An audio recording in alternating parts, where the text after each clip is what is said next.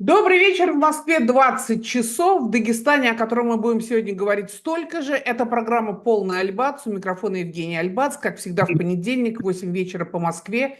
Я начинаю программу, посвященную ключевым событиям недели, тем событиям, которые будут иметь влияние на политику ближайших недель и месяцев. В последние недели не было недостатка новостей, как будто лето в Отечестве и не наступало. Против известного историка и педагога Тамара Эдельман российские власти возбудили дела о реабилитации нацизма. Это уже какой-то апофеоз репрессивного идиотизма. Эдельман – историк и реабилитация нацизма. В подмосковном Фрязино в офисном здании, ожидая спасения, сгорели 8 человек. Российская армия продолжает бомбить украинские города, убивая гражданских. Из последнего в Вольнянске, это в Запорожской области, погибло 7 человек, в том числе 2 детей. И в очередной раз, как я уже говорила, в новостях Дагестан. Буквально сегодня глава Следственного комитета Александр Бастрыкин выступил за запрет никабов, специальных платков, защищающих от чужих глаз лицо исповедующей ислам женщины. С чего вдруг глава СК теперь взялся за национальную политику Российской Федерации? А до этого неделю назад, 23 июня, в Махачкале и в Дербенте развернулись настоящие уличные бои. Погибли 15 полицейских, террористы подожгли синагогу, зарезали православного священника, вроде бы собирались убить муфтия, да не успели. Если вспомнить теракт в подмосковном развлекательном центре Крокус Сити Холл, в котором погибло 145 человек, а до этого антисемитский погром в аэропорту Махачкалы в октябре прошлого года, и мы все это обсуждали в программах на этом канале. Вы можете найти активные линки на эти программы и с генералом Евгением Севастьяновым, и с Машей Гессен, активные линки в описании программы. Так вот, если начать отчет еще с осени, то кажется, что в мусульманских анклавах России идут процессы, которые раньше заметались под ковер, а сейчас начали вполне кроваво выплескиваться наружу. Что происходит в Дагестане? Этот вопрос я обращаю к моим сегодняшним гостям, а это Владимир Севриновский, журналист и автор книги «Живой Дагестан». Владимир, здравствуйте. Добрый день, Евгений Маркович. Владимир с нами из Дагестана. Генерал Евгений Севастьянов, генерал ФСБ в отставке. Евгений Владимирович, здравствуйте. Здравствуйте, Евгения Марковна. Здравствуйте, уважаемые коллеги. Здравствуйте, уважаемые зрители и слушатели. Григорий Шведов, правозащитник, главный редактор «Кавказского угла». Григорий, здравствуйте. Здравствуйте, Кавказского узла, да. А я как сказала? Все хорошо, Да, Евгений Кавказского узла. Маркович. Извините, Григорий, если я сказал как-то не... Итак, первый вопрос Владимиру Севриновскому. Вы находитесь вот непосредственно там. Скажите, пожалуйста, вот на земле в Дагестане чувствуется это напряжение или скорее это все раскручивается в новостях и приходит к нам уже этими ужастиками ужас, ужас, ужас? Ну, Дагестан, он сейчас такой вот двоякий почему-то. С одной стороны, вот такая вот атмосфера праздника практически не прерывалась, потому что идет туристический сезон. И меня как раз очень насмешило, когда Абакар Абакаров, такой известный диссидент, мусульманский, который сейчас в Турции, он сказал, что после теракта этого туристический сезон в Дагестане можно считать закрытым. Нету туристов, точно так же сидят оживленно. Вот на следующий же день после теракта они обсуждали, как там пули свистели, как полицейские погибали и какой аквапарк лучше. Естественно, прежде всего, очень нервничают, естественно, практикующие мусульмане, в первую очередь салафиты, потому что у всех первая мысль – это чистка будет большая, и опасаются они репрессий силовиков, и все там чистят телефоны, отписываются от религиозных блогеров. Ну, а в остальном идет жизнь, и мне, честно говоря, даже было это удивительно, вот когда ты сидишь с людьми, там столик стоит на улице, и человек просто разливает чай и говорит: кстати, вот мы точно так же вчера сидели, и тут вот пуль над нами свистели, и это им совершенно не мешает точно так же сидеть и пить чай. Очень нервничают еще религиозные люди, православные, потому что вот сейчас я как раз вчера был в храме, там, ну, понятно, что там у отца Сергия, у него и его семьи очень большой шок, потому что это уже второй теракт в их жизни. Они в 2018 году попали в теракт в Чечне, после, ну, там на церковь во время, на церковь напало 4 террористов, тоже были погибшие, и батюшка чудом спасся. И после чего его, видимо, чтобы как-то успокоить, перевели в более безопасное место в Махачкалу. И теперь в Махачкале его настиг очередной теракт, и с ними сейчас с семьей работают психологи, и при этом там какие-то вот подозрительные машины ездят мимо собора, и, конечно, прихожане очень волнуются. А что происходит у евреев? Или их там совсем не осталось? Не, евреи остались. Ну, на самом деле, евреи, в принципе, даже на моей памяти, вот когда еще первый раз приехал в Дербент, очень много было молодежи еврейской. Сейчас практически вся молодежь уехала, причем если в 90-е годы уезжали, потому что ну, тогда просто их грабили вооруженные люди, то сейчас они уезжали скорее от некой бесперспективности, потому что, естественно, если ты в Дербенте, у тебя есть возможность учиться там в Москве или в Тель-Авиве, то выбор для молодого человека вполне очевидный. И остались такие вросшие туда люди, и они, то есть понятно, что они переживают, в принципе, там ситуация уже ухудшилась еще после аэропорта, точнее говоря, не после аэропорта, а после вот, вторжения в Газу, потому что мне рассказывали они, что с ними перестали здороваться знакомые, вот, которые их знали десятки лет, и, конечно, там определенная напряженность в воздухе чувствовалась. Но сейчас как раз вот после этого теракта им многие мусульмане, и им, и православным выражают поддержку. Я это сам видел. И они, вот те, которые остались, уже люди не совсем мальчики, и они сказали, что вот мы не уезжаем, никто из наших знакомых тоже уезжать не собирается. Понятно. А скажите, вот как на улицах Махачкалы стоят военные, полицейские, наряды? Вообще, что там за обстановка? Да, примерно такая же остановка, как и всегда. Естественно, стоят полицейские перед храмами. Кстати, вот и, собственно, полицейских перед храмами выставили еще после аэропорта, но там, конечно, это было немножко странное решение. Вот я общался здесь с бывшим полицейским, и он сказал, что его это удивляло, что просто вот там были люди, не было ни блокпоста, ни каких-либо заграждений. То есть, по сути, эти полицейские были живыми мишенями, которых можно было очень легко убить, но что, к сожалению, и произошло в нескольких объектах. И даже евреи в Махачкале радовались, что за несколько дней до теракта все-таки убрали охранников у Махачкалинской синагоги. Ну, по крайней мере, люди не пострадали, а результат, видимо, был бы тот же. Ну, то Ну, есть там вот эти охранник как раз то ли ранили, то ли убили. Не, убили в Дербентской синагоге. Мгм. Да, а в Махачкалинской их просто не было. Да, там Мгм. убили в синагоге и убили в церкви охранников в Дербенте. Ну, то есть я бы не сказал, то есть, конечно, на улице там полицейские видны, но, в принципе, они всегда были видны, и я бы не сказал, что в среднем по городу их сильно больше, чем обычно. Но сейчас там уже все эти развлекательные фестивали летние начались. Ну, понятно, что пускают туда через рамочку, но, тем не менее, все открыто, все А что веселятся. местные говорят, Владимир? Вот что местные говорят, почему вдруг начались эти террористические акты? С чем это связано? Ну, вам нужно мнение именно местных или Ну, мнение понимаете, не социологов? местных, это вот сейчас Да. у нас такие эксперты, как Шведов и Севастьянов, это Мгм. они нам расскажут. А вот интересно именно, что на земле про это говорят.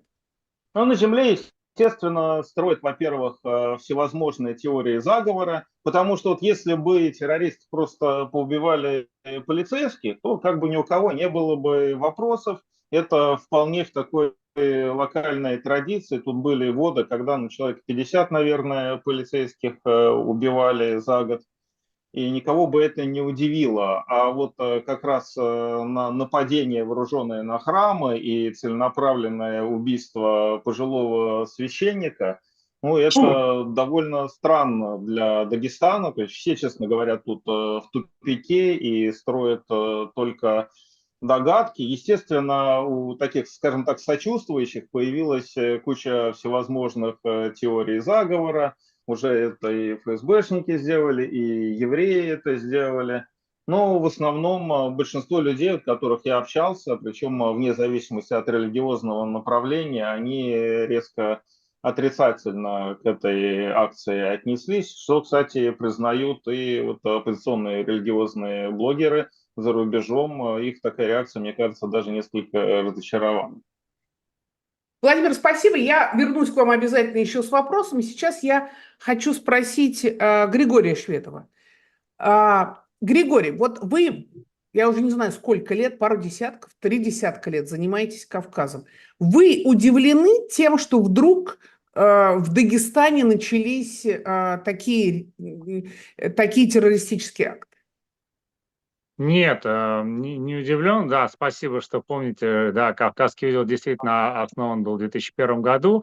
Нет, не сильно удивлен, если честно.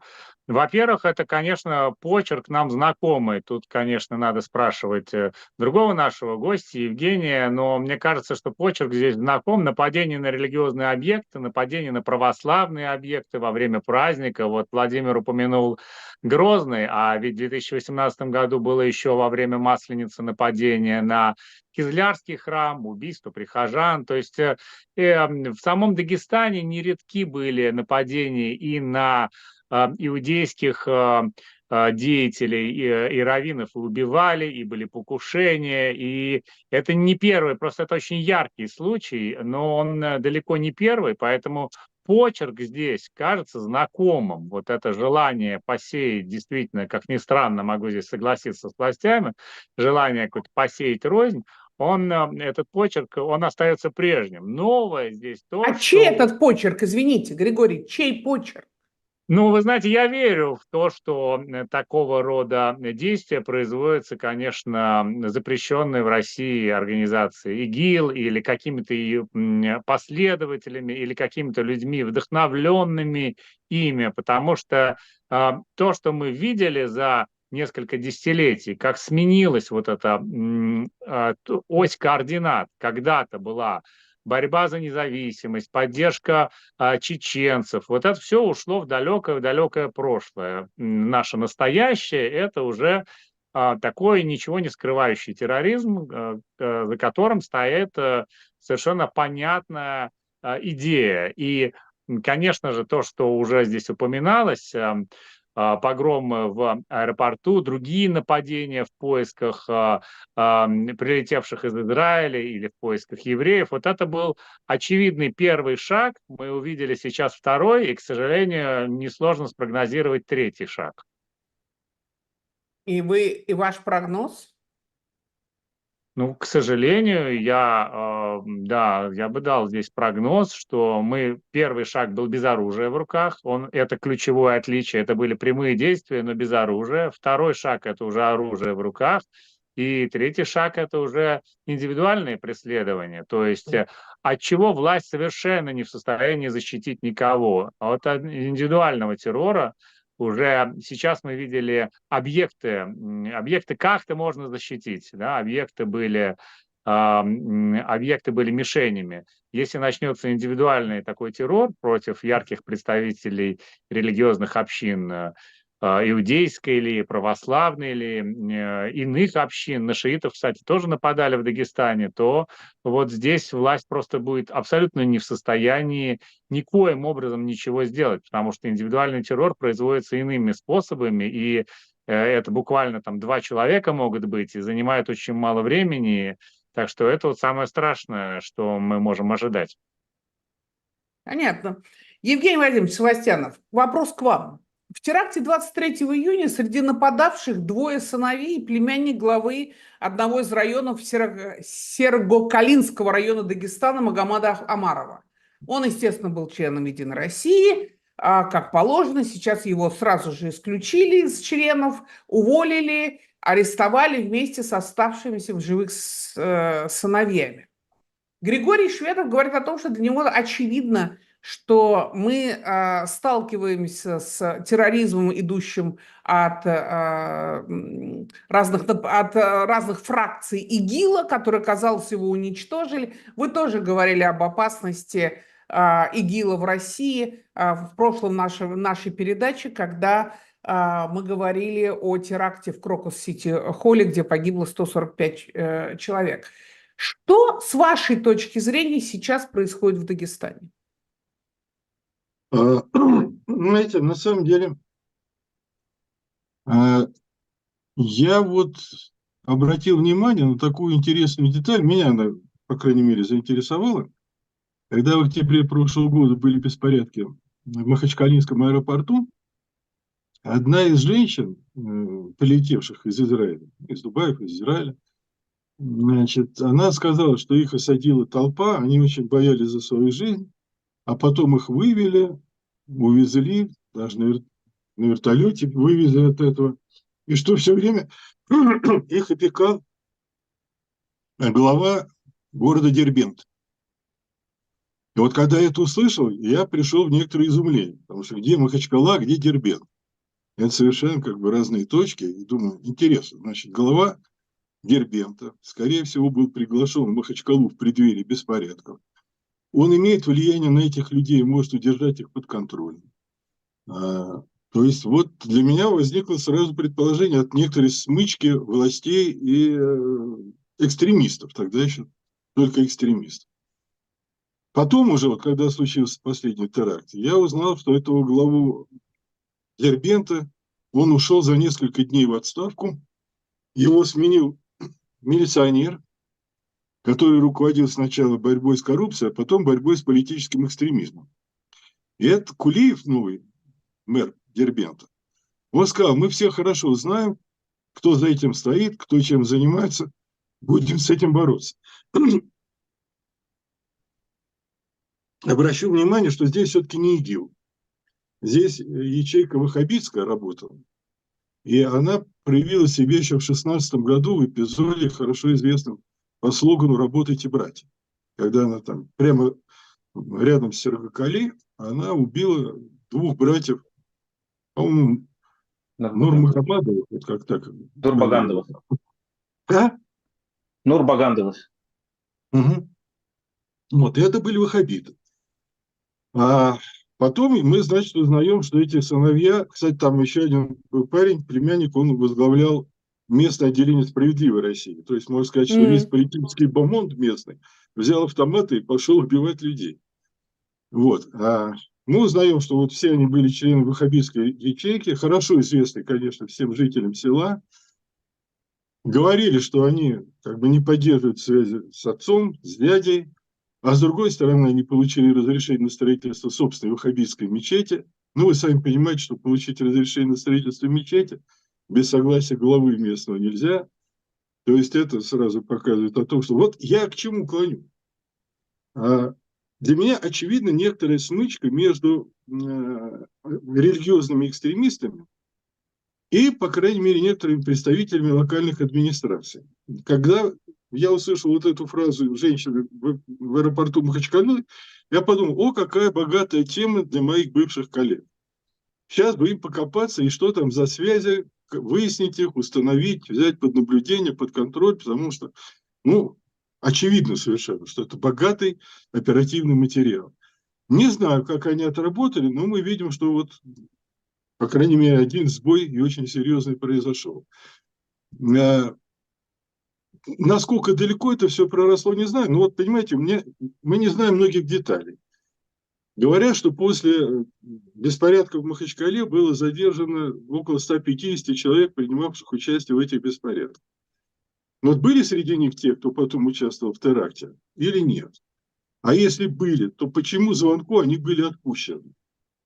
Не знаю. Вот в этом бы, конечно, разобраться, покопаться было бы очень интересно. Понимаете, я вот все-таки в Дагестане тогда, особенно в 94 году и чуть позднее, работал немало. Я понимаю прекрасно, что там есть очень интересное переплетение проблем. Религиозных, этнических и административно-финансовых. И разобраться, где здесь что на первом месте в конкретном событии сходу с кондачка не получится. Это надо действительно всерьез разбираться. Обращу внимание, что большая часть погибших – это милиционеры. Поэтому возникает вопрос о том, что а не было ли вообще, не служило нападение на церковное учреждение приманкой, чтобы заставить их выдвинуться в заранее подготовленные для контратаки места. Не знаю, не знаю. В этом, конечно, надо копаться. Понимаете, вот я хочу объяснить как бы базисную логику противотеррористической борьбы. Вот она имеет 4 этапа. Да?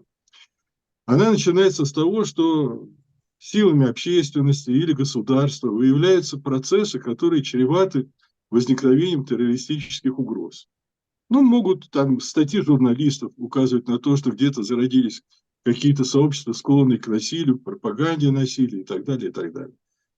Значит, правильная реакция государства – включиться в скрытое наблюдение за этими процессами. Да, чтобы при появлении информации, что готовятся какие-то преступления, пресечь их своими оперативными методами. Это задача спецслужб. Если спецслужбы проворонили и не смогли пресечь подготовку, и преступления совершились, это уже задача полицейская. Да, там расследование преступлений, ну, вместе, конечно, со спецслужбами. Вот. Но дальше идет Следственный комитет, прокуратура, то есть обычная правоприменительная деятельность. Если они не справляются и позволяют вот этим очагам слиться и перерасти в нечто массовое, и приступить к массовым выступлениям, с которыми полиция уже не способна справиться, приходится прибегать к услугам армии. Если армия не помогает, происходит революция. И тогда все то, что было до того, истолковывается с обратным знаком. То есть они становятся героями, а те, кто им противодействовал, становятся преступниками. Вот примерно такова эта общая логика. И когда мы сейчас наблюдаем события в Дагестане, я все время вспоминаю, скажем, вот я с Магомедом Али Магомедовым, который возглавлял Дагестан много лет, я с ним говорил, скажем, о таком перекосе, он же сам даргинец был по национальности. Я ему говорил: Магомед Али Магомедович, вы увлекаетесь привлечением своих земляков в административные структуры Дагестана. Вы должны быть более аккуратны в своей кадровой работе, в работе по этническому принципу в том числе. Значит, он, да, Евгений Вадимович, я понимаю. Я его, кстати, тогда же спас, когда его, значит, братья Хачилаевы пытались, значит, обнулить, что называется, да. Вот. Но до конца выводов он не делал. И роль даргинца в административном аппарате Дагестана всегда была, ну, завышенной. Потом пришел представитель центра, да, сначала Васильев, потом Меликов. И эта доля стала уменьшаться. Я вполне могу допустить, что здесь подспудно играет роль еще и не религиозная, а чисто финансовый вопрос. Перераспределение потоков, борьба за эти потоки. Еще раз хочу обратить внимание на то, что об этих событиях не надо судить слишком однозначно, что вот это там акт религиозной вражды. Вполне возможно, что за ним скрываются совершенно другие мотивы, а религиозная вражда только является их прикрытием. А как можно объяснить? Ну хорошо, вот с синагогой мне тоже непонятная история. Они вроде бы проезжали мимо и кинули какую-то там горючую смесь, и она загорелась. Вроде бы это не намеренно было сделано. Но прийти в дом к священнику и перерезать ему горло, это какой акт? Евгений Вадимович, это что такое? Значит, ну, Евгений Маркович, еще раз хочу повторить то, что уже сказал. Возможно, приманка. Да, вот она заставляет милицию выдвигаться на место совершения преступления, а ты в этот момент готовишь засаду. Зная, что они сейчас сюда приедут, ты их будешь в упор расстреливать. То есть такое же тоже возможно. А приманка для чего? Для того, чтобы расправиться с милицией. Так, с милицией расправились, и дальше что? Значит, вот тут мы подходим к главному. Идет ли речь о том, что пытаются подчинить себе, ну, как бы силовую компоненту? Понимаете, кто самый сильный в Дагестане? Не милиция, а вот мы. Мы можем стрелять, и действительно, вот тут коллега был прав. был очень высокий уровень гибели сотрудников милиции. Ну вот, там даже начальника ГУВД ведь застрелили в свое время. Мгм. Он был, правда, сам довольно жесткий человек, надо признать. Ну вот, Магомед Тагиров такой, Абдул-Гирей. Вот, даже немножко иногда чересчур резкий. Вот. Но количество гибнущих... И это была постоянная борьба между... Понимаете, вот ситуация такая, что если силы правопорядка удерживают партизан, террористов в рамках небольших очагов, то все-таки именно силы правопорядка являются главной силовой компонентой в данном месте, ну, в данной республике. Если за счет давления этих групп на силовиков удается заставить их заниматься в основном самообороной, да, стянуться там и уже не выдвигаться, то вся территория становится подконтрольна уже, значит, террористам, партизанам, опять-таки, и она требует проведения крупных войсковых операций. Ну вот как это бывает в жизни, примерно, так я объясняю, что общую логику принятия командирских решений в таком случае. Вот сейчас, видимо, если мы говорим об этом, если не религиозный фактор, а это является главным, то, значит, видимо, вот в этом районе, значит, давайте вспомним о том, что там это вот Даргинский район, понимаете, там даргинцы живут в основном. Я имею в виду Сергокали, да? Возможно, что там вот вызревало какое-то ваххабитское подполье, ведь, ну, в 16-й год мы с вами вспоминали, ваххабиты пришли, убили людей, да? Мы знаем прекрасно, что все это появляется на базе конкретного учителя, конкретного имама. Кстати, я хочу обратить ваше внимание, что не далее, как сегодня, имам Дагестана запретил ношение никабов. Нет, сказано так, давайте мы уж точно процитируем. Муфтий Дагестана Ахмад Афанди Абдуллаев сообщил, что в ближайшие дни муфтият вынесет фетву о запрете ношения никабов в республике. Ранее с аналогичным предложением выступал глава...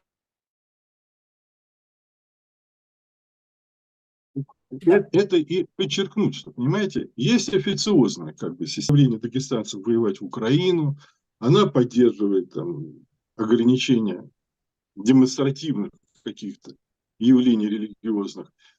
А есть те, кто говорит, что они все кефиры, они предались неверным, значит, вот, они заслуживают такого же обращения, как неверные. Я вот когда первый раз приехал проводить коллегию, ну тогда это еще было ФСК в 94 году в Дагестан, мне даже немножко пришлось коллег одернуть. Они там выступая, через слово говорили, вот главной опасностью является исламский фактор, Я говорю, слушайте, ну все-таки поймите, мы в Москве никогда не говорим, что главной проблемой является православный фактор. Значит, у людей должно быть нормальное право там, исповедовать собственную религию. Когда вот проявляется, когда есть в этой религии течение, склонное к терроризму, вот с ними надо бороться. Вот, тогда мы это дело подправили немножко, но надо ясно понимать, что всегда есть те в церкви, кто недоволен ее официозным сотрудничеством с властью. А ведь вы знаете прекрасно, Евгения Марковна, что разные течения церкви, разные конфессии церковные очень тесно связаны с властью, и не просто с властью, с определенными структурами этой власти. Так что здесь вот, а народ, он тоже это воспринимает иногда так, что ну что же вы, значит, вместо того, чтобы за нас перед властью заступаться, да, вы власть обслуживаете. И это усиливает позиции тех внутри религиозных течений, кто выступает против сотрудничества с властью. И ваххабитские ячейки являются одними из главных. Спасибо, Евгений Владимирович. Я к вам обязательно еще вернусь с вопросами, в том числе про реакцию главы Следственного комитета Бастрыкина на никабы. А сейчас хочу все-таки спросить Владимира Севериновского и Григория Шведова. Вот генерал Савасянов поставил вопрос, а что случилось с теми людьми в Махачкале, кто громил аэропорт, и, как мы помним, громили очень выгодным для себя образом, в магазины громили и так далее, каким-то образом оказались и на взлетной полосе и так далее. Потом их арестовали, а потом, насколько я помню, не было возбуждено даже никаких уголовных дел, и, по-моему, их все отпустили. Вот напомните, что произошло после махачкалинских погромов, и участвовал ли кто-то из тех, кто участвовал в махачкалинском погроме сейчас в теракте 23 июня? Нет, ну их не всех отпустили, конечно. Да, мы спорили об этом с коллегами. Вот те коллеги, которые говорили, что власть попустительствовала и власть помогала этим погромам, закрывала глаза, если начать не с Махачкалы, а с Хасавюрта. Я вот придерживался другого точки зрения. Я вот считал, что не попустительство ли власти, а не были в состоянии просто продемонстрировали собственную несостоятельность и не могли просто организовать правильного ответа на то, что происходило. И вот индикатором моей точки зрения о том, что не было такой зеленый свет не был включен властями, индикатором стали судебные процессы и административные, и уголовные дела. Часть из них вынесена вне региона, проходит, ну, по сути, люди сидят, список большой, и нельзя, по-моему, сказать, что все эти люди отпущены на свободе. Конечно же, задержаны не все те, кто участвовал, но количество задержанных велико. И второй вопрос, участвовал ли кто-то из тех, кто был в тех погромах в этом нападении. Но мы, конечно, не можем доподлинно сказать, все те, кто участвовал в погромах в аэропорту, мы же все-таки не спецслужбы, может быть, Владимир меня поправит, но мое мнение такое, вот, что скорее нет, скорее те, кто участвовали в нападении сейчас, это люди, которые именно другие преследовали цели, по-другому действовали, но повторю, это, конечно, вопрос анализа видео, были ли они в тот день и в том месте. Я вот сомневаюсь. Владимир. Я тоже я убежден, конечно, что они не участвовали, но это абсолютно явление разного порядка, потому что это был именно стихийный выплеск. Ну, надо было просто наблюдать местные соцсети, надо было наблюдать местные телеграм-каналы. Как только началась война в Газе, она стала активно муссироваться, то есть там просто все новости были про Газу, ну и у людей был натуральный психоз, и им не давали никаких легальных путей выразить солидарность. Они пытались сделать митинг у них не получился. Все общественные институции к тому времени были задушены. Люди были какие-то, которые хоть как-то могли контролировать общественное мнение. Они или посажены, или они сейчас за границей, и за границей они, естественно, радикализовались. И, кстати, как раз из-за границы, то как раз они вот все это движение в итоге и инспирировали, вот тем самым каналом «Утро Дагестан», то есть люди просто вот копилось вот это общественное напряжение, и в итоге, да, оно сработало, вот как только людям показали, что они могут сделать хоть что-то, вот по сути это была истерическая реакция такая, ну, и обычных людей, я общался с ними, то есть там какая-то многодетная мать, которая вот на домашней работе пытается кормить там своих 4 детей, она почитала это в канале «Утро Дагестан», и она туда выехала и в итоге попалась, и оказалось последствия. Там все были такие люди. А вот эти как раз ребята, ну, это расчетливые, умелые террористы. Это абсолютно другое явление. И, кстати, я бы, если позволите, тоже хотел бы вот про это сказать, потому что вот прозвучало вот слова там про ваххабитское подполье и про Нурбагандовых. Вот просто когда вот говорят, что вот там они сделали ваххабитскую мечеть, ну давайте все-таки называть такими современными терминами. Это значит, что в очень большом селе, в райцентре Сергакала, сделали салафитскую мечеть. Салафитского направления ислама придерживается примерно треть дагестанцев. Это абсолютно нормальное цивилизованное явление. Мало того, если такие мечети строить не дают, это как раз и создает определенные проблемы, потому что люди начинают собираться по домам, В эти дома приходят вербовщики, опять же, люди понимают, что их притесняют. И этих людей, треть Дагестана, этих людей вообще-то 1 000 000 человек, и с ними надо считаться. Это, во-первых, то есть абсолютно нормально, что в Сергокале эту мечеть построили, потому что, конечно, там очень много салафитов. Салафиты в Сергокале находятся в очень серьезной непростой ситуации, потому что это село, оно изначально такое, как мне... Это, кстати, единственный случай вообще в Дагестане на протяжении 12 лет моей работы в регионе, когда я общаюсь с людьми, и они говорят, у нас атеистическое село. То есть обычно говорят люди, ну вот у нас там как-то мы, в общем, такие традиционно верим, там просто не делаем намаз, а там действительно очень сильна, вот, то есть там изначально вот как раз советская власть, она добилась того результата, что люди действительно стали атеистами, там очень много сталинистов, это одно из первых вообще мест в Дагестане, где поставили памятник, после,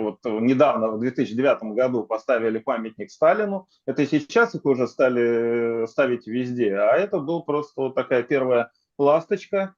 И, естественно, просто когда вот некий ислам идет, такой более-менее традиционно в селе люди воспитываются в исламе, это одно.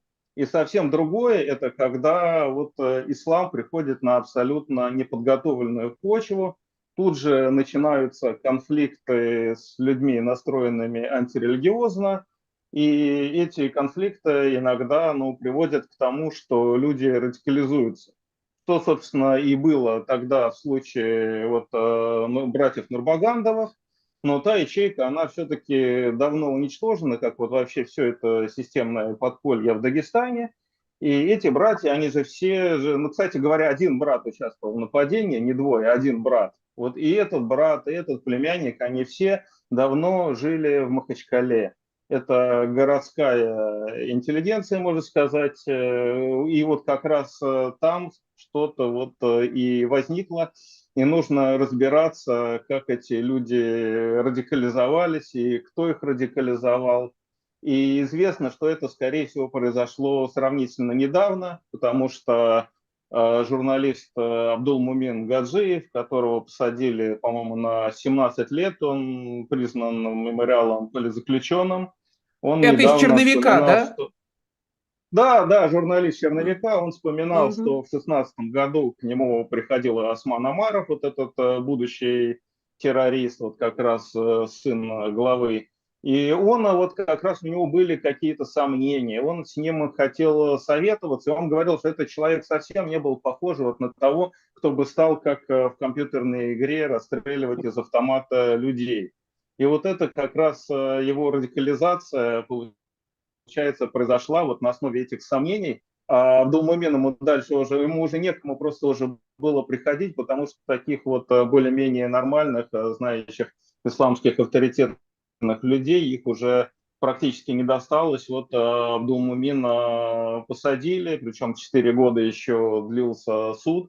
И как раз эти люди, которые жаждут некой справедливости, и они не могут ее найти в каких-то социальных институтах, потому что социальные институты все задушены, и кто-то радикализуется, кто-то начинает служить власти, кто-то уезжает за границу. Вот происходят такие ситуации, и не надо упрощать, что это какие-то злые ваххабиты, мы сейчас их всех добьем, и все будет прекрасно. Вы не добьете 1 000 000 человек в Дагестане, при том, что 1 000 000 самых активных верующих, и которых все время становится все больше. Нужно как раз думать, как с этими людьми работать, чтобы они не радикализовались. А пока что, к сожалению, направление, мне кажется, прямо противоположное. Государство, просто лишив всякой возможности влиять их на общество цивилизованным путем, по сути, выдавливает их за рамки закона.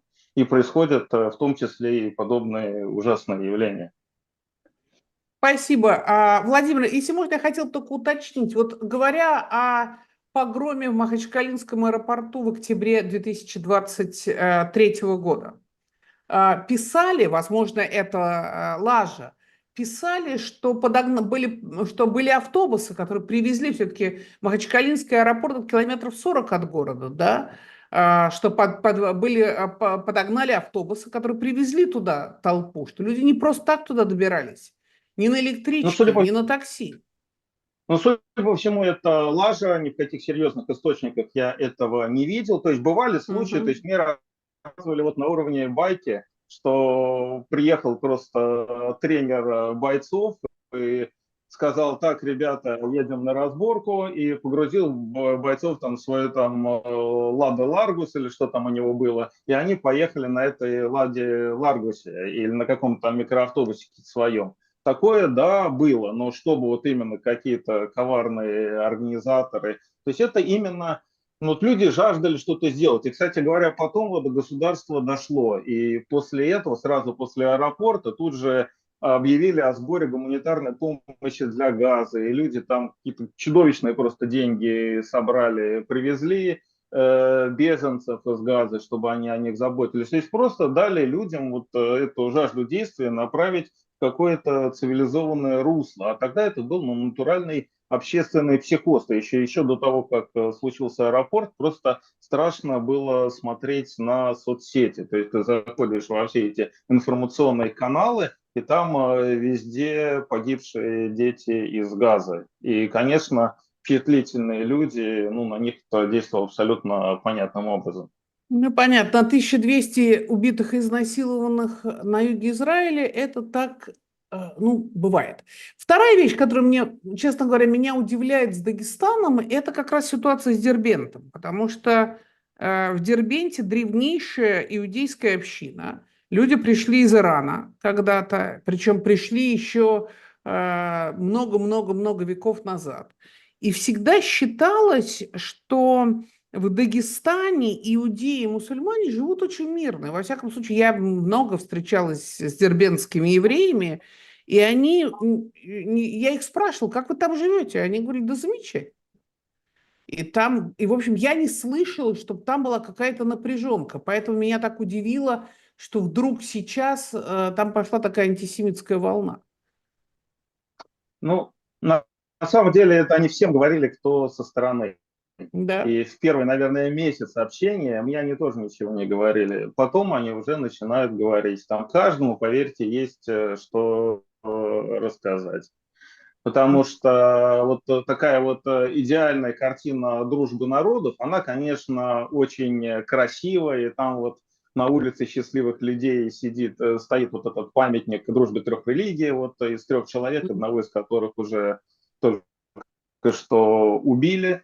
Ну вот в 90-е годы очень часто как раз нападали на евреев. Вот если кто-то смотрел фильм «Теснота», то он происходит на Западном Кавказе. Точно такие же истории были в Дагестане, когда похищали людей, требовали выкупа, когда просто люди с автоматами приходили в дома. И в основном это, кстати, был не антисемитизм, потому что, в принципе, дагестанцы в среднем очень толерантны к другим народам, ну, как бы именно потому, что их там слишком много, и если ты будешь совсем уж ксенофобом, ну, там просто все друг друга перебили. Но, тем не менее, евреи так получилось, они ну, были выше среднего богаты, и когда развалились колхозы, и когда вот эти все обнищавшие люди с гор просто начали думать, а как им добыть деньги, это была такая вполне очевидная мишень.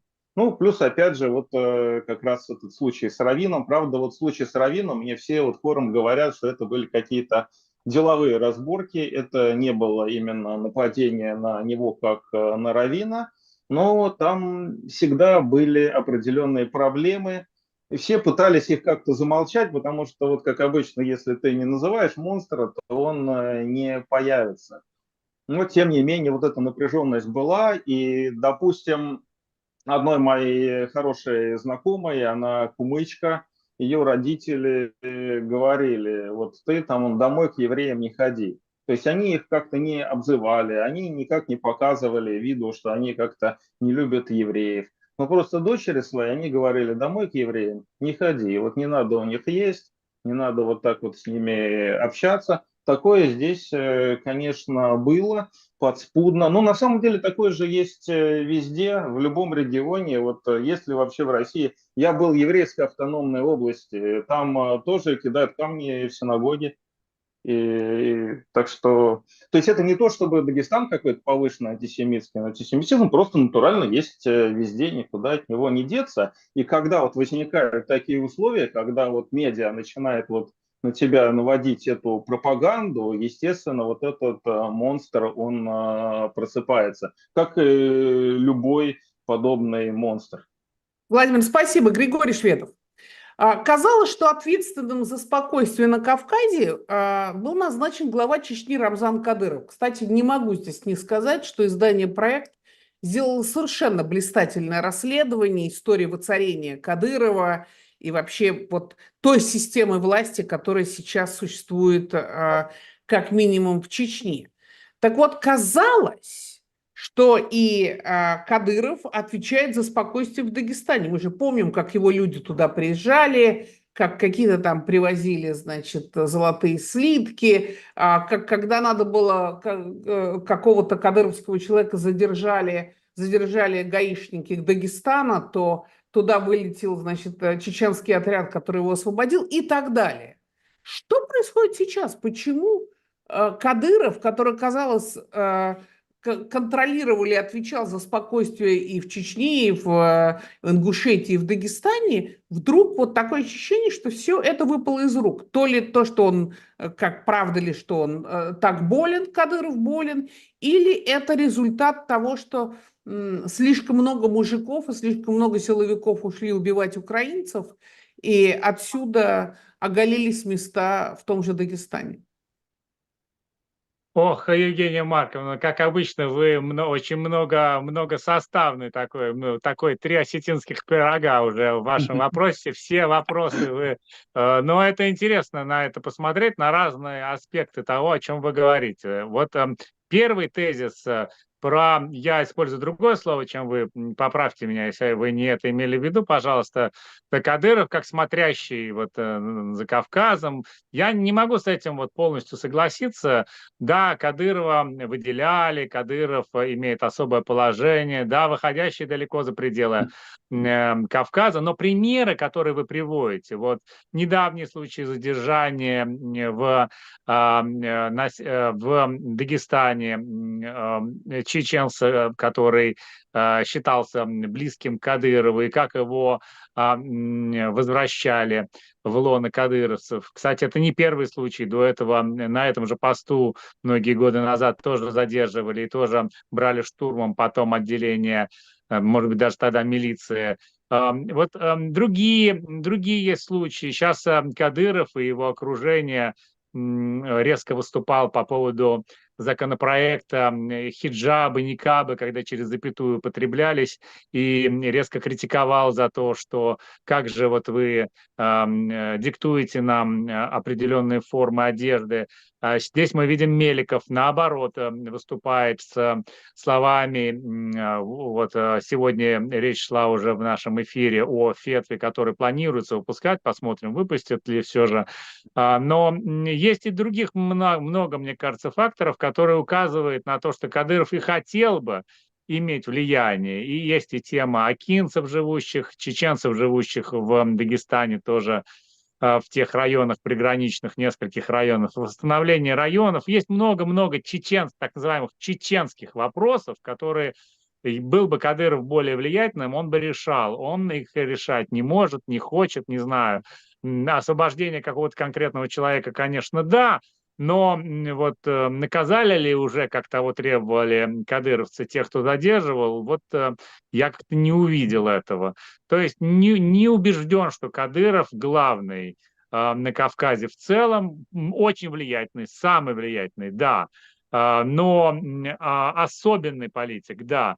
Но вот что это ему поручено спокойствие всего Северного Кавказа, нет, в этом не убежден. Причины, вот другой аспект, о котором вы говорили, Евгения Марковна, вот причина, почему произошло, вот уехало ли много силовиков, но здесь, мне кажется, вопрос не в количестве, а в качестве. Вот моя версия, я ее озвучивал, что надо было ждать после погромов в аэропорту. Ключевое словосочетание для меня всего произошедшего – это прямое действие.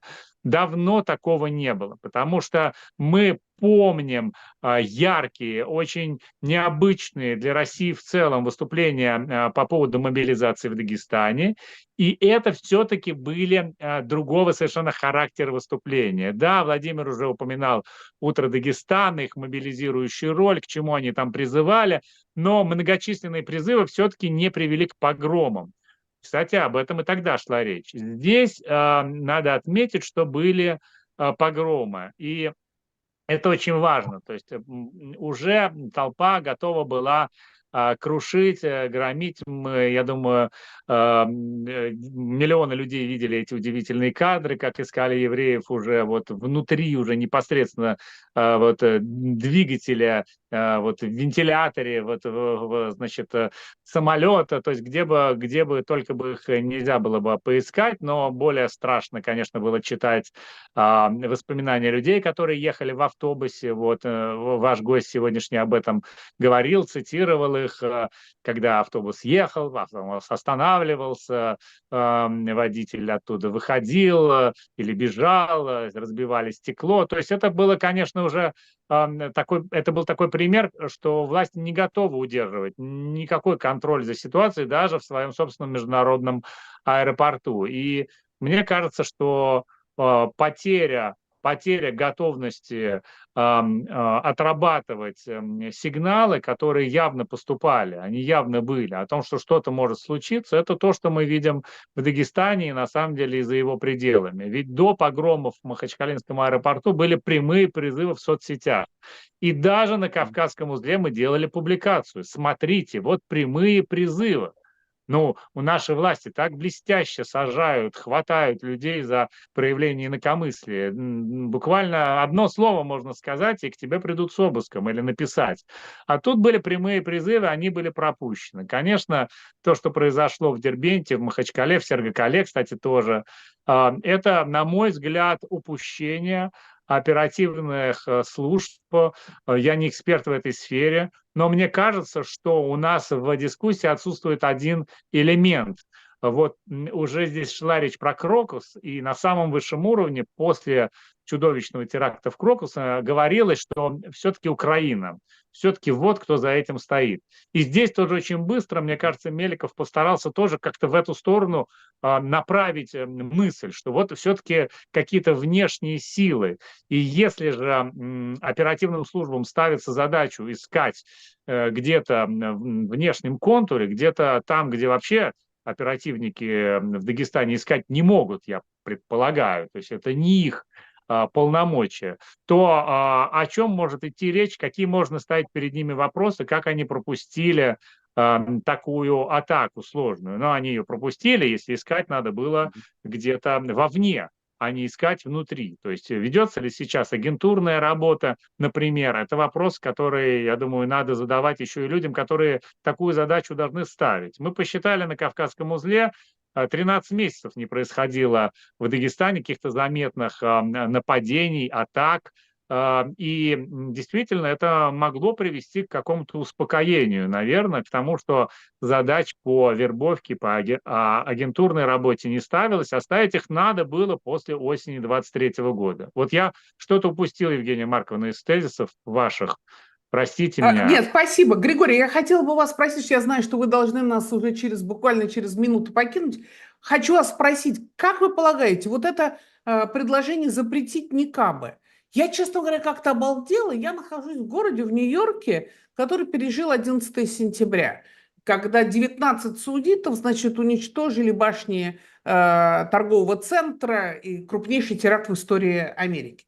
При этом я сажусь на автобус, который везет меня от музея Метрополита там куда-то еще, и входят женщины не просто в никабах, никабы, перчатки, полностью закрытые, совершенно мусульманки, причем, видимо, из каких-то очень, я не знаю, откуда, но очень соблюдающие. Я вхожу в метро, и все то же самое. Объясните мне, почему вот все сконцентрировались на никабах. Это что? И тот же вопрос к Владимиру и к генералу Севастьянову. Что такое представляют себе никабы, что их надо запретить? Спасибо, то, что пропускаете меня. Да, извините, что вынужден чуть раньше вас покинуть. На мой взгляд, не знаю, может быть, Владимир со мной не согласится, на мой взгляд, это действительно не какая-то традиционная форма одеяния для Дагестана, но я отношусь к таким запретам скорее критически, как ни странно с моей стороны говорить что-либо созвучное тому, что говорит чеченское руководство. Мне кажется, это какой-то поиск под фонарем. То есть вот речь все время идет о том, что вот под никабами может быть мужчина, а вот в никабах можно пронести что угодно. Ну, на мой взгляд, массовости нет. Речь, например, о никабах в школах не идет. Речь про другие учебные заведения не идет. Значит, если в какой-то семье это принято, то это задача оперативных служб как-то смотреть на вот процесс радикализации, который вот здесь был очень качественно, мне кажется, в этом эфире описан, и не смотреть на форму одежды как на способ проносить что-то. Ведь мы пережили чудовищные времена. Не хочу употреблять выражение «лихие 90-е», не считая, что 90-е были особенно лихими, но мы пережили времена, когда у нас действовал активно в России батальон смертников, использовалась масса смертниц. Эти люди действительно носили на себе оружие. Взрывы происходили не где-нибудь, а у нас в Москве. Происходили не где-нибудь в Москве, а прямо на метро Лубянка и многих других станциях метро. И мы помним, что проносить эти пояса смертников, которые действительно использовались, можно было как-то без никабов, как-то вот не решали вот вопрос камуфляжа одежды религиозной, проноса каких-то взрывчатых веществ. Это можно сделать гораздо более простыми и не привлекающими внимания, на мой взгляд, как не специалиста в этой сфере, способами. Так что, мне кажется, ищут, повторюсь, извините, под фонарем. Это очень яркая такая дискриминационная форма, которая может показать, какой замечательный тот или иной политик, особенно если впереди у нас в России выборы, если это можно выборами называть, и очков это добавляет в националистически настроенных кругах. И давайте запретим то, что действительно, ну, не столь традиционная форма одежды, но вопрос ведь не в никабах, а в запретах. Через запятую с никабами, вот давайте вспомним эту пояснительную записку, которую тогда предложило «Новое дело». Через запятую с никабами они ведь употребляли и хиджабы. А вот уже хиджабы – это совсем иная форма, она традиционная. Запрещать и никабы, и хиджабы, а непонятно, чего они точно все-таки хотят, и о чем точно будет написано в фетве, это уже такой шаг, который таит в себе именно ту самую радикализацию, на мой взгляд, о которой здесь шла речь. Григорий Шверин, спасибо вам большое. Владимир, что вот на земле, что в Дагестане говорят по поводу закрытия? Во-первых, носят ли там никабы? Давайте мы скажем для наших слушателей, хаджибы – это покрытие головы прежде всего. Хиджаб, что я говорю, хиджабы. А никабы – это уже закрытие лица. Да? Можно я уточню? Хиджаб – это любая мусульманская, любая одежда, соответствующая нормам шариата женская, в принципе, включая никаб. Но так получается, что в обиходе часто никабом называют вот просто вот одежду, которая с платком, которая скрывает волосы. Никабы, вот они прямо вот на моих глазах в последние годы стали появляться часто. То есть до этого они были только вот в каких-то определенных местах религиозных, и даже там они вселяли какое-то удивление. А сейчас, вот я, например, был даже в Дербенте, который, ну, сравнительно светский город, там теперь ходят по улицам женщины в никабах, а в Махачкале уже к ним привыкли. То есть это вот где-то, наверное, последние 2 буквально года произошло. Это очень недавняя тенденция, но тем не менее она видна. Что касается фетвы. Честно говоря, все это для меня звучит довольно глупо по 2 причинам. Первое. Фетва, очевидно, должна основываться на каких-то, собственно говоря, на Коране и на Сунне априори. То есть фетва – это не то, что вот какой-то богослов сидит и хочет вот и просто решил сказать. Нет, он должен это все обосновать. Очевидно, что с первоисточником в Коране и Сунне запретить никаб невозможно, потому что это, да, это исламская одежда, да, она соответствует нормам шариата. То есть, во-первых, такую фетву, на мой взгляд, написать в принципе невозможно. Это во-первых. Во-вторых, даже если бы ее было возможно написать, ну, допустим, муфтият там поднатужился и написал такую фетву, вот каким-то образом ему удалось это все обосновать. Это не влияет вообще ни на что. Фетва не является обязательной, то есть к фетве всерьез относятся только люди, которые, ну, собственно говоря, прислушиваются к муфтияту. Салафиты к муфтияту не прислушиваются, то есть как раз вот те, которые носят никабы, для них фетвы муфтията – это абсолютно пустой звук. То есть это, во-первых, невозможное явление, во-вторых, оно бессмысленное. Ну, разве что в каких-то красивых пиар-целях, причем исключительно для внешнего потребления. А какая может быть Это реакция второе. все-таки на Земле? А вот, я как раз к этому иду. В принципе, ну, конечно, на Земле, я думаю, что те, кто, ну, приверженцы муфтият, которые, может быть, не очень образованной религии, они, может быть, и порадуются, и уж точно порадуются за пределами региона. Остальные, скорее, я думаю, посмеются. Давайте вот скажем это честно. И если, допустим, действительно какими-то не религиозными, а ну, законодательными мерами никабы запретят и вообще вот начнут преследовать мусульманскую женскую одежду, то последствия будут крайне печальными. А именно, просто если запретить никабы в школе, то ну вот, просто девочки, которые в семье носят никабы, их будут там забирать, там, не знаю, после 7 класса из школы. Они не будут учиться в старших классах. Если запретить в институтах, то такие девочки не будут учиться в институте. И в итоге это как раз приведет к тому, что вот эти все девочки, они будут изолированы в этих семьях, они не будут вообще социализироваться и будут только еще более радикализовываться. То есть это такая мера, на мой взгляд, исключительно вредная. Ну, Хотя, во может Франции быть, и запретили, и популярная. тем не менее, во Франции запретили, и тем не менее девочки продолжили ходить в школу. Это я просто апропо. Мгм. Евгений Ну Вадимович да. Севастьянов, вот, Да. значит, глава Следственного комитета Бастрыкин вдруг высказался в поддержку запрета никабов. Одновременно с этим он еще сделал несколько ярких заявлений, а именно призвал вернуть смертную казнь. Она у нас де-факто не существует, де-юре она есть в Уголовном кодексе. Вернуть смертную казнь. И также он сделал заявление по поводу того, что по поводу мигрантов, 30 тысяч мигрантов, которые, значит, вроде бы зарегистрировались, только 10 тысяч копают окопы и так далее. Короче, он вдруг стал очень громким. Вот Он объясните, еще Госдуму что там. Госдурой обозвал. Да, и Госдуму обозвал дурой, и ругается теперь с Володиным. Мы сейчас ждем продолжения, значит, борьбы с голубым лобби и так далее. Вот что происходит? Почему Бастрыкин вдруг влез во всю эту историю? Мне кажется, он всегда был человеком таким архаичным, очень архаичным взглядом. Вот. Я его не знал лично, поэтому не могу говорить с уверенностью. Но вот какие-то процессы, видимо, происходят, которые заставляют или подталкивают людей к тому, что бежать впереди паровоза. Понятно, что вообще вот это, кстати говоря, имеет отношение к теме нашей беседы. Путин же вообще ведет Россию по пути архаизации. Поэтому что удивляться тому, что архаические процессы развиваются и на окраинах страны.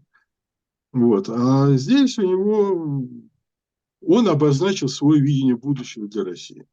Да, это такая Северная Корея с православным уклоном. А почему кого-то должно интересовать, что глава Следственного комитета по этому поводу думает?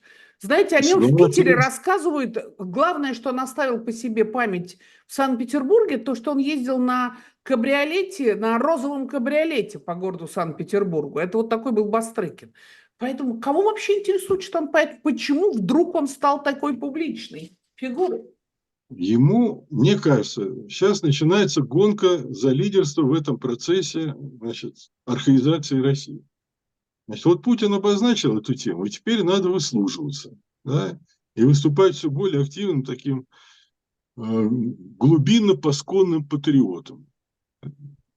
Вот когда он сказал насчет восстановления смертной казни, я сразу вспомнил фильм «Бег».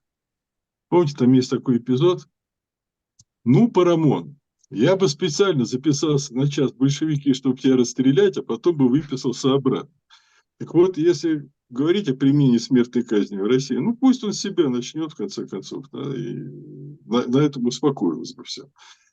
Значит, явно прослеживается тенденция на то, чтобы вот в Россию насаждать такие порядки, пришедшие из какого-то образа Васнецовского, может быть, древней благополучной пряничной Руси, там, колокольного звона, красивых изб, да, а заодно, значит, ввести и опричнину, которая будет гойда кричать и гонять этих самых благолепных крестьян. Мне кажется, сейчас идет соревнование за то, кто больше выслужится перед президентом, который обозначил новую линию. Но никабы это прямая конфронтация с Кадыровым. Ну, вот так Ну, вот, переводя на никак, доступный, понимаете, прагматичный русский. Евгения Марковна, я не знаю, там, вы в каком году выехали из России, вот, В но августе, я, 23 августа 2022 года. ну, да, мы, значит, ну, я чуть позже, но мы с вами в Москве наблюдали эпидемию ковида, когда я шутил, что все москвичи одели никакой и стали ходить в повязках, закрывающих лицо. Вот. Ну, конечно, это перегиб. Другое дело, что мы ясно понимаем, что те семьи, в которых с большим энтузиазмом девочек заставляют носить какие-то элементы исламской одежды, но они требуют какого-то присмотра, да, чтобы они не исключались из, скажем, системы секулярного образования, чтобы они получали общее образование. Ну, понимаете, у нас в России система секулярного образования уже ничуть не лучше любой системы фундаментальной. Объясните мне смысл с этими никабами. Значит, вот я вам, мы в New Times ставили эксперимент. Корреспондент New Times, в прошлом сотрудник ГРУ, он недолго у нас работал, он отправился у нас в Махачкалу. Взял там мешок с хозяйственным мылом, который очень напоминает тротил. И его задание было на автобусе из Махачкалы с этим мешком как бы тротила приехать в Москву. У нас все описано, можно найти в архиве New Times этот репортаж. Значит, ни одного раза, это уже было после взрывов на Лубянке, это уже было после смертниц, которые уже были известны, что они приходили из Дагестана. Нигде на протяжении всего пути от Махачкалы до Москвы его никто не проверил, никто не заглянул в его мешок с хозяйственным мылом. И он спокойненько в Москве вышел на кольцевой дороге из автобуса вместе с этим мешком с мылом и спокойненько пошлепал домой. И опять его никто не проверил. Вопрос, что вот когда это, если это понимаем мы, журналисты, то, наверное, вы, сотрудники специальных служб, и уже от того, что осталось значит, от специальной службы на Лубянке, они-то это же тоже понимают. Вот какой в этом смысл? Зачем они это делают? Или что-то происходит? Практического смысла нет никакого. Если смотреть далеко вперед, там, да, очень далеко вперед, то можно предположить, что это создает избыточное напряжение в мусульманской среде. В результате лица наиболее экстравагантного поведения будут склонны к терроризму, и мы, наблюдая за тем, кто носит никабы, получим на них выход со временем. Но на самом деле нигде никогда это не оправдано. В конце концов, есть национальная форма одежды. Терроризм определяется не формой одежды. Терроризм определяется какими-то глубинными убеждениями. Кстати говоря, с этой точки зрения, те, кто идет на совершение актов терроризма, они, вообще говоря, готовы к тому, чтобы умереть. Да, и вводить в отношении них смертную казнь совершенно бессмысленно. Потому что они к этому как раз они хорошо готовы. Вот. Нет, ухватились за какое-то внешнее проявление. Да? Там, как будто эти девочки в никабах расстреливали людей в Махачкале, в Дербенте. Нет, конечно.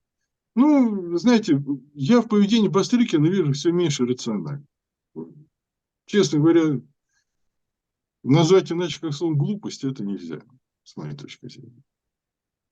То есть вы не предполагаете, что это раньше за такого качества заявления у нас был ответственен господин Патрушев, который был секретарем Совета Безопасности. Сейчас, так я понимаю, Патрушева отодвинули заниматься кораблестроением или чем там еще в качестве помощника президента, и вдруг всплыл Бастрыкин. То есть вы не видите, что тут Не только какие-то... Бастрыкин, мы с вами уже говорили, не только Бастрыкин, но и муфтият Дагестановского. Да? Они заняли одинаковую позицию.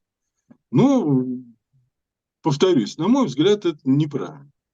Да? Хотя, с другой стороны, я как человек нерелигиозный могу сказать, что ну, ничего хорошего в том, что девочки прячутся под этими накидками, тоже ничего хорошего нет. Да? Они отрезают себя от цивилизованной, секулярной жизни, а человечество, оно же движется все-таки не в сторону религиозного фундаментализма. Это же неправильно.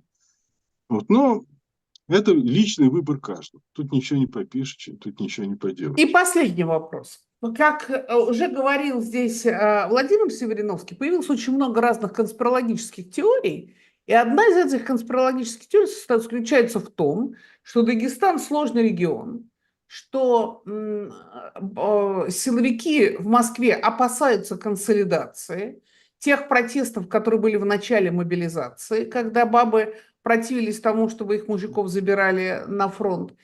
И что на самом деле вот эти теракты могут быть инспирированы внешними, скажем так, агентами. Да нет, ну вот ваши коллеги, они наблюдали, как, скажем, в соцсетях поднимается температура, да. Ну вот реально ведь толчком стали события в Израиле. Да? Там, если первые недели после резни, устроенной Хамасом, в общем-то, люди сочувствовали Израилю, да, то затянувшаяся на 8, а теперь уже скоро 9 месяцев операция, она уже вызывает раздражение в исламском мире очень сильно. Да и не только в исламском мире, потому что вообще перестают понимать, а в чем цель-то конечная этой операции заключается. Ну, а когда видят, как бомбят, расстреливают, убивают, громят и так далее, появляется обычное человеческое сочувствие. То есть ни при чем здесь ФСБ, конечно, ничего для этого не делало.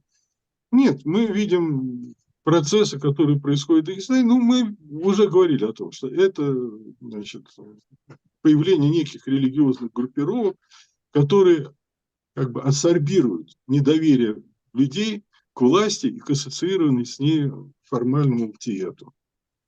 Вот. А то, что они переходят на такие радикальные действия, я еще раз повторю, тут надо разбираться, что тут первично. Религиозная вражда или экономические интересы, или этнические интересы. Для меня все непонятно. Я повторяю, мне было бы интересно знать, участвовали эти ребята, были ли они в Махачкале в аэропорту или нет.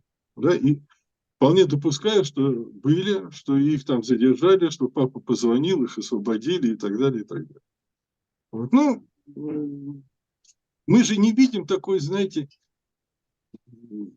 мы не видим системных проявлений в Дагестане терроризма, чтобы каждую неделю, каждый день там.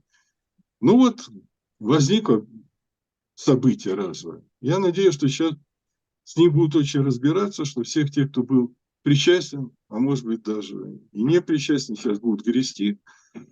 Вот. И на какое-то время, по крайней мере, это все успокоится.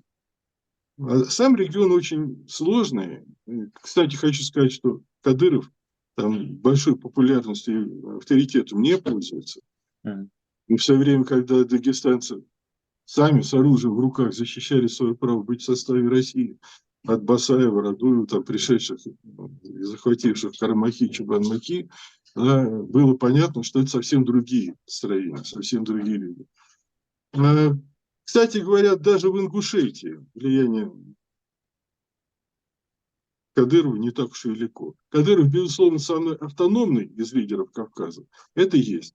Но его влияние на соседние республики очень невелико. То есть вы хотите сказать, что представление о том, что Кадыров смотрящий назначен Путиным в качестве смотрящего за Кавказом, это не так? Абсолютно нет. Абсолютно нет. Спасибо. Владимир Севриновский, нам надо уже заканчивать, выходить из эфира. Ваши 30 секунд для завершения эфира. Внезапно. Так, ну, Вы я думаете, надеюсь... вы думаете, что вот теракты 23 июня это единичный случай, как предполагает все-таки генерал Севастьянов, или нам надо ждать, что Дагестан останется в такого рода новостях? Я думаю, что сейчас, в принципе, это часть большой системной российской проблемы в том, что у людей нету, людей лишили возможности цивилизованного выражения своего мнения. И как следствие в подобных пассионарных республиках это мнение будет выражаться вот либо таким вот хаотическим действием, как штурм аэропорта, либо терроризмом, либо чем-то еще. И, к сожалению, я думаю, что в будущем, если эта проблема не решится, мы еще увидим что-то в этом духе.